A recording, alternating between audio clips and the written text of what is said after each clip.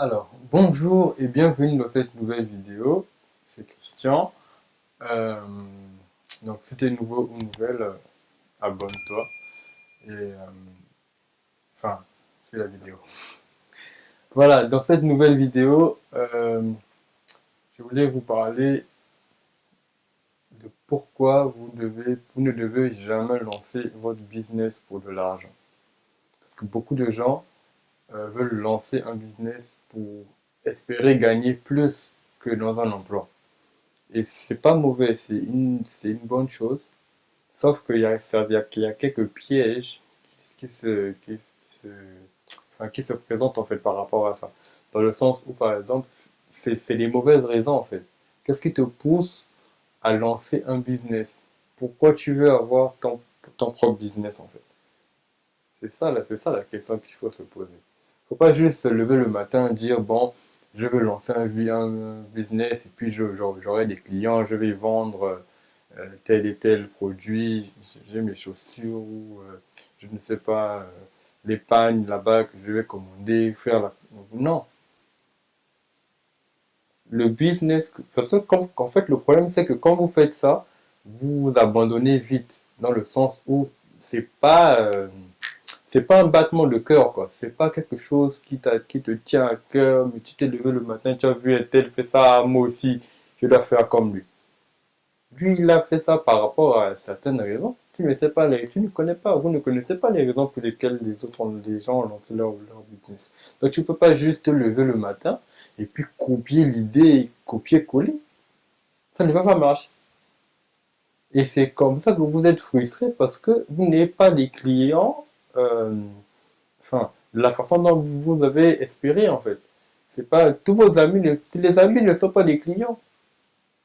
Vos amis ne sont pas vos clients, dans le sens où déjà eux-mêmes ils ont leurs propres problèmes, et donc toi tu viens encore, tu viens ajouter avec, enfin pas ajouter, mais tu viens proposer ton produit en espérant qu'eux ils puissent te l'acheter, c'est pas mauvais, c'est bien, mais il faut savoir que voilà, euh, les gens en général, ils ont leur propre réalité en fait.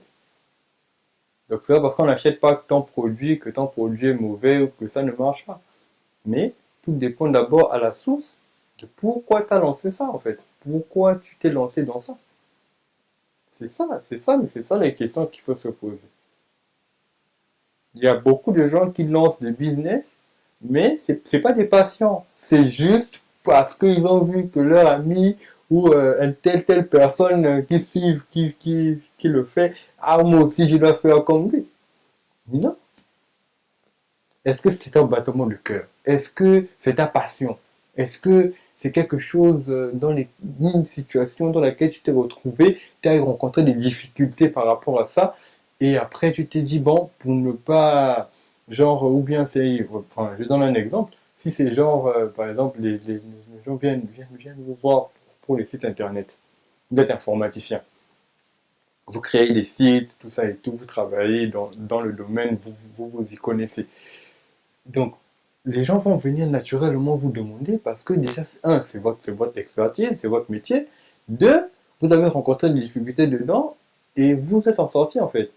Donc, les gens, naturellement, ils vont venir. Ils vont venir parce ils estiment que voilà, vous avez de l'expertise dans le domaine et vous serez en mesure de répondre à leur demande ou à leurs questions. C'est comme ça que ça marche. C'est pas que tu t'es disputé ou bien tu as eu une dispute avec ton patron, voilà, ça s'est pas bien passé, tu sors, tu claques la porte, tu pars. Non, je vais lancer mon propre business. C'est pas comme ça que ça se passe. Parce qu'après, quand vous faites ça, le problème, c'est que ça ne se vend pas ou votre produit n'est pas connu enfin, au-delà de vos espérances, en fait. Parce qu'au départ, la cause était mauvaise. Donc, les bonnes causes, il faut identifier le pourquoi vous faites ce que vous êtes en train de faire ou pourquoi vous voulez faire ce que vous avez envie de faire. On ne fait pas les choses pour faire. Il doit y avoir un but, un objectif derrière ce que vous faites. Et c'est comme ça que vous allez pouvoir vous en sortir. C'est pas en imitant ou en copiant X ou Y. ça ne va pas vous aider. Vous allez perdre du temps. Parce que si c'est pour de l'argent que vous faites votre business, euh, ça ne va pas marcher euh, parce que enfin, vous n'avez pas appliqué certaines choses. Parce que, enfin, c'est pas un battement de cœur, quoi. Je reviens encore dessus. C'est pas parce que un tel ou X ou Y fait telle chose que toi aussi tu dois faire comme lui. Tu peux t'inspirer, voir ce qui marche, prendre ce qui marche chez lui, mais avoir ta propre touche, en plus de ce que l'autre apporte. Ce qui va te différencier de ton concurrent ou de ton frère ou de ta soeur. Mais tu ne peux pas prendre exactement tout partout, copier-coller. Quelle est ta valeur ajoutée dans ça? Voilà.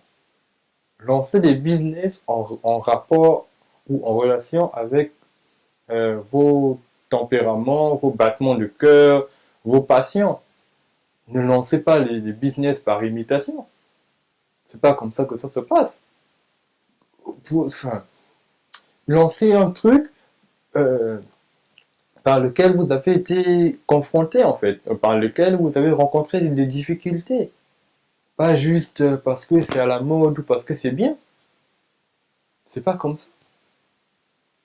Si c'était ça, nous tous, enfin tout le monde allait le faire. Et puis après, vous êtes fâché parce que votre cousin ou votre oncle n'a pas investi dans votre affaire. Non, c'est pas comme ça. C'est ton projet, c'est ton idée, c'est bien de l'avoir mis sur pied, mais il faut le faire donc pour de bonnes raisons. Pas parce que tu es fâché ou parce que tu veux montrer au monde entier que toi tu es capable de. Non, fais un truc en relation, c'est pas mauvais, hein.